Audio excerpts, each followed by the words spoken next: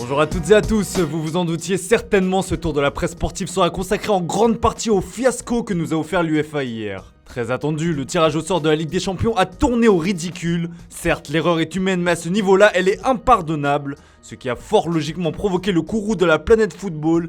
En France, le journal L'Équipe se moque de l'instance dirigeante du football européen. Ratage au sort, écrit le quotidien français.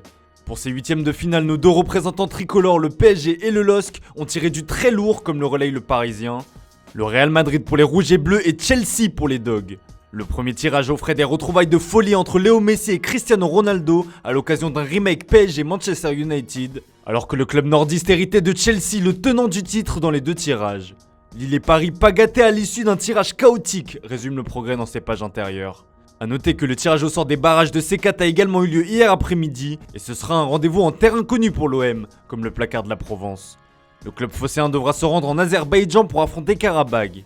On file en Italie où ça gronde aussi fortement, le bazar de l'UEFA, enrage le Corriere dello Sport. Pour le quotidien transalpin, le champion a pris une baffe. En effet, l'Inter a certainement déchanté en voyant son tirage passer de l'Ajax à Liverpool.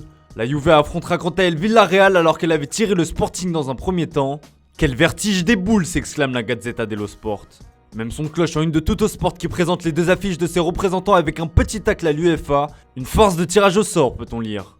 A noter que le quotidien sportif italien a remis hier le trophée du Golden Boy au lauréat 2021 Pedri, comme on peut l'apercevoir en une. On continue ce tour de l'Europe en Espagne, à Madrid plus précisément. L'Atlético et le Real ont été au centre de toutes les attentions hier. Les Colchoneros d'abord, car ce sont eux qui ont porté réclamation après être tombés sur le Bayern Munich lors du premier tirage. Pour rappel, alors que la boule de l'Atlético de Madrid avait été tirée et que ces derniers attendaient de connaître leur futur adversaire, le logiciel informatique de l'UEFA a automatiquement écarté Manchester United des potentiels adversaires. Or, les deux écuries pouvaient bel et bien se rencontrer.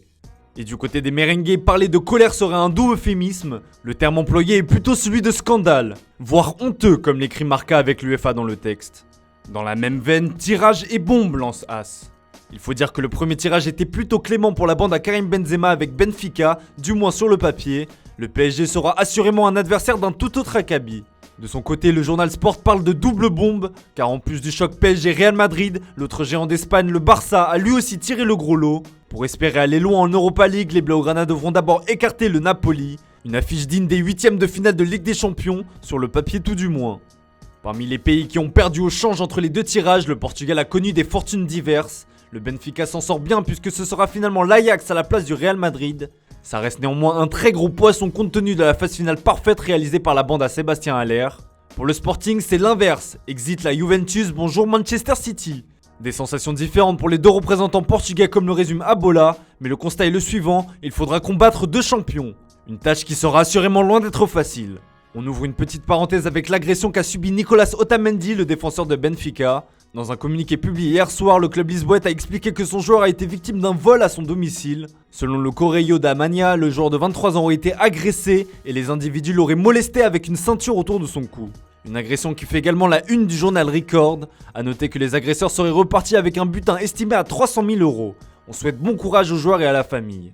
On ferme cette parenthèse et on revient en Angleterre où le fiasco de l'UEFA fait bien évidemment aussi parler outre-Manche. Oh les boules, lance le Daily Star dans son édition du jour. Mais plus globalement, le sentiment qui règne est également celui de la colère. Le tirage au sort de la Ligue des Champions a complètement foiré, se lamente le Daily Mirror. Le Times, quant à lui, reprend également le terme de farce. Si Chelsea a eu le même tirage avec Lille et que Manchester City s'en est finalement bien tiré en passant de Villarreal à Salzbourg, c'est la soupe à la grimace pour Liverpool qui devra se coltiner l'Inter, le champion d'Italie. Le tacticien des Reds Jürgen Klopp préfère en rire. Après avoir attendu 54 ans pour visiter San Siro, il le fera 2 fois en 3 mois, peut-on lire dans les pages intérieures du Daily Mirror. Sacré Jürgen, on rappelle que Liverpool a affronté l'AC Milan lors de la phase de poule. On reste dans le royaume de sa majesté pour terminer ce tour de la presse sportive avec une nouvelle qui commence à inquiéter grandement les instances du football anglais. Ces derniers temps, de nombreux clubs sont frappés par une hausse de cas de Covid. La situation est grave et le Daily Mail n'y va pas par 4 chemins ce mardi matin. La peur de l'arrêt, peut-on lire.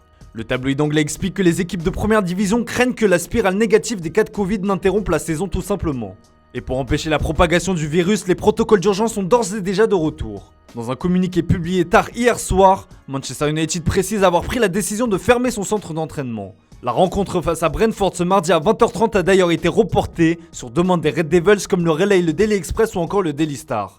L'Angleterre tremble. Voilà, c'est tout pour ce matin, merci pour votre fidélité, bonne journée à vous, on se retrouve tout à l'heure pour le traditionnel JT Foot Mercato.